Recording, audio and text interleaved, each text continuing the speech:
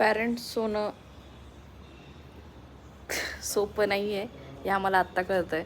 हा 3:30 वाजेपासून जागी आहे आणि वरून त्याला असाच घेऊन फिरतो आहे.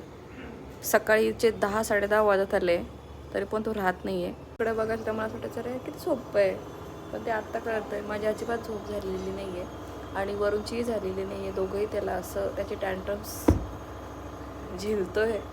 तो अजिबात झोपत नाही आहे. त्याचं असं म्हणणं आहे की घेऊन फिरा तुम्ही दोघं, है ना वरून?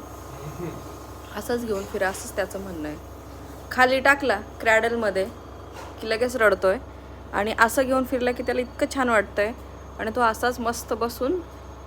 आता कसं करायचं सांगा बरं? अशा मुलाशी कसं डील करायचं प्लीज आम्हाला कमेंट करून सांगा. बाळाशी कसं डील करायचं सांगा बरं. ते बघा, आमचा अजून चहा पण झालेला नाही आहे, पण पहिलं त्याला घेऊन आम्ही फिरतोय.